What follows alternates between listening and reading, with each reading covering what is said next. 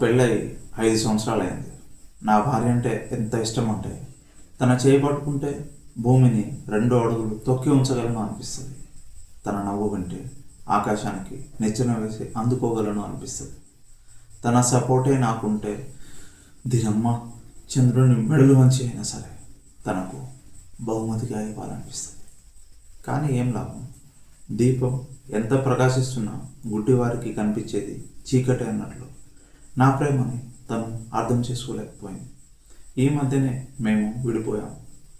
0 లేకుండా కోట్లు రాయవచ్చాము, కానీ తను లేకుండా తీసుకునే ఒక్క ఊపిరైనా ఉప్పెనై ముంచేస్తుందేమో అన్న బరువెక్కుతుంది హృదయం. అందుకనే నా ఈ ప్రాణాలను శాశ్వతంగా గాలిలో కలపాలని నిర్ణయించుకున్నాను. ఇలాంటి వేదనతోనే ఉద్యోగం రాలేదని కొందరు, ఆరోగ్యం బాగాలేదని కొందరు, ప్రేమ విఫలమైందని కొందరు రకరకాల కారణాలచే ఆత్మహత్యకి పాల్పడుతున్నారు. ఇలాంటి వారందరికీ నేను చెప్పే సలహా ఒక్కటే: చావడం కంటే చంపడం మేలు. అయితే ఎదురుగా ఉన్న సమస్యని కాదు, ఆ సమస్యలో ఇరుక్కున్న నీ బలహీనతని, ఆ బలహీనతని కలిగించి నీ ఆలోచనల్ని చంపడం బెటర్. అరే బాయ్, నా ప్రాబ్లం నీకేం తెలుసు? అసలు దానికి సొల్యూషనే లేదు. అవునా? అయితే ఇది విను.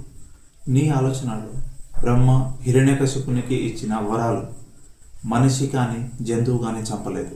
ఇంట్లో కుదరదు, బయట చావురాదు. పగలు కాదు, అలాగని రాత్రి కూడా కుదరదు. భూమి మీద కానీ, నీటిలో కానీ, గాలిలో కానీ చంపడమే కుదరదు. అసలు ఉన్న ఏ ఆయుధం కూడా చంపనే లేదు. ఆత్మహత్యకి ప్రేరేపించే నీ ఆలోచనలు కూడా ఇలాంటి వరాలే పొంది ఉంది. ఏడి ఎక్కడరా నీ హరి దాక్కున్నాడేరా, భయపడి బయటికి రమ్మనరా, ఎదుట పడి నన్ను గెలవగలడా, తలపడి అని పిచ్చెక్కిస్తుంటే అంతే పొగరుగా నీ సమాధానం చెప్పు.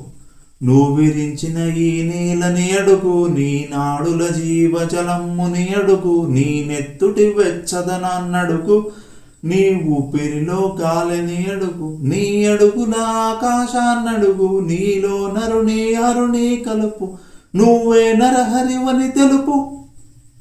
ఇంకా అంతే శ్రద్ధతో భగవంతుని గ్రంథాలను ఆశ్రయించు.